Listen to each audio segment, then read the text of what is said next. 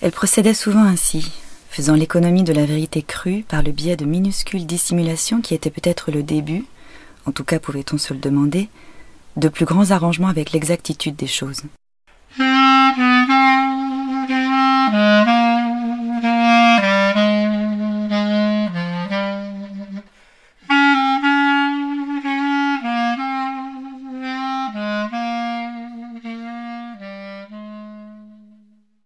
La revue Rue Saint-Ambroise et l'association Rue du Conservatoire vous proposent Barbara Pym de Nathalie Barrier.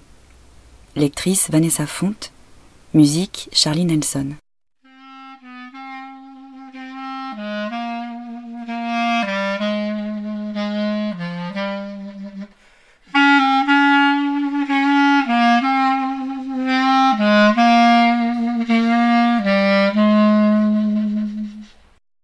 Étendue sur le lit, près des rideaux à grosses rayures légèrement gonflés par la brise estivale de cet après-midi orageux, elle lisait un vieux roman de poche de Barbara Pym, remonté 1 heure plus tôt de la cave où il avait jauni une dizaine d'années, calé dans sa main gauche.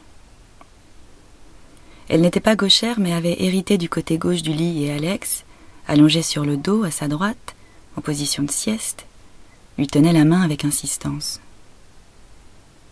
Elle finit par lui signaler que le livre pesait trop lourd pour être tenu dans sa seule main gauche et put ainsi relâcher son étreinte.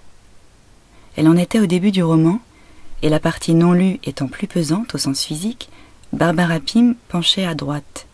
Aussi sa main gauche fut-elle instantanément soulagée par la droite qui se saisit du livre, non sans s'être dédouanée d'une caresse auprès d'un Alex gémissant. La gauche devenait à présent superflue pour tenir Pym, mais au cas où Alex ouvrirait un œil et en déduirait qu'elle avait saisi un prétexte fallacieux pour lâcher la sienne, elle venait lui dire que Pym réclamait ses 2 mains, un scrupule la saisit et d'un geste enfantin, elle dissimula sa main gauche sous le châle de laine beige au contact si doux, contre lequel elle avait troqué la lourde veste verte qu'Alex avait laissée traîner sur le lit, dont les bordures à fermeture éclair avaient laissé un baiser glacé sur ses bras, à l'endroit où elle avait souvent froid. Il ne faisait pas froid, mais elle était sensible au courant d'air. Elle procédait souvent ainsi, faisant l'économie de la vérité crue par le biais de minuscules dissimulations qui étaient peut-être le début, en tout cas pouvait-on se le demander, de plus grands arrangements avec l'exactitude des choses. C'était à vrai dire plutôt de la paresse de sa part, un mensonge par omission, renforcé par sa considération pour la répulsion de l'homme à être tenu au courant des sinueux méandres d'une conscience féminine dont elle savait qu'ils avaient pu, et pourrait encore, fort probablement, en agacer plus d'un. Ces réflexions confuses et à vrai dire stériles se superposaient à sa lecture, paragraphe par paragraphe. Bien que Barbara Pym sût tenir son attention en éveil, la 4e de couverture promettait un roman pymissime. Mais étant novice en matière pymesque, elle ignorait ce que ça voulait dire. Toutefois, la légèreté des personnages et l'absence de questions existentielles, remplacées par des situations feutrées et des préoccupations sociales, somme toute banalement british, lui laissait tout loisir d'effectuer ce dédoublement de la pensée. Elle en profita, si l'on pouvait le dire ainsi, pour se rendre compte, comme d'une évidence longtemps connue mais jamais consciemment formulée, et donc jusque-là dénuée de représentation mentale, de sa tendance à ne lire que de l'œil droit, fermant le gauche derrière ses lunettes de vue quelque peu rayées et certainement à ce jour mal adaptées, sans doute par une sorte de mimétisme idiot et particulièrement gratuit avec la déplorable habitude qu'entretenait son père de lire le journal d'un seul œil.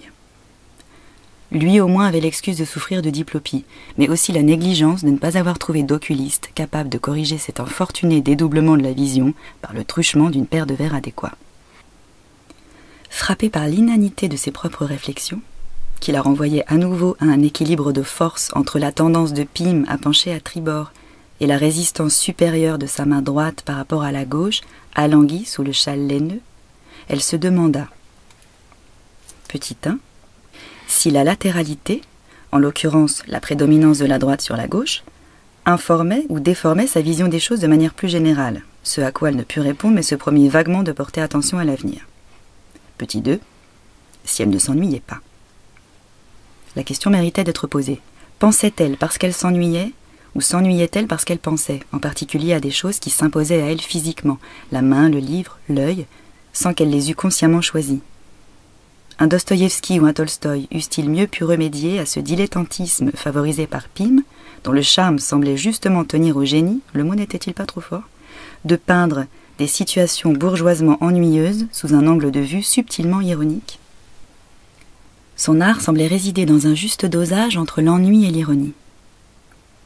Les Russes, en revanche, mettent leur âme à nu, ne dissimulent pas leur vrai visage derrière un éventail de coquettes espagnoles et frappent le lecteur droit au cœur. Il est plus difficile de laisser son esprit gamberger en lisant Crime et Châtiment ou Anna Karénine. Sauf peut-être dans le passage politico-démonstratif et de fait assommant, où Lévin se rend à l'assemblée du Zemstvo et tente vainement de comprendre quelque chose aux élections, en dépit ou peut-être à cause de la pléthore d'explications d'Ivanovitch et d'Oblonsky. La plupart du temps, Dostoïevski et Tolstoï exigent une attention pleine et entière. Entre les lignes, il semble scruter le lecteur d'un œil sévère afin de vérifier s'il est suffisamment attentif pour mériter qu'ils se fussent cassé la tête à dévoiler les replis de leur âme. Leurs romans eux-mêmes semblent tout bonnement porter barbe, moustache et sourcils broussailleux en forme de V renversé, prêts à s'offusquer, sourcillant au sens propre du terme, de la moindre distraction du lecteur. Ce n'était pas là de sa part une appréciation raisonnée ni intellectuelle, mais purement instinctive. Elle était loin d'avoir lu tous les romans russes. Cette position étant adoptée une fois pour toutes, quelle en était l'utilité ?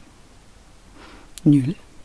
Constatant une fois de plus son faible pour les choses inutiles, impossibles à classer ou à recycler, elle ne put pour l'heure que se féliciter d'avoir remonté de la cave un Pym, conforme à son humeur rebelle à la concentration, et non un de ces Russes bouleversants qui vous secouent l'âme et le cœur comme dés en cornet.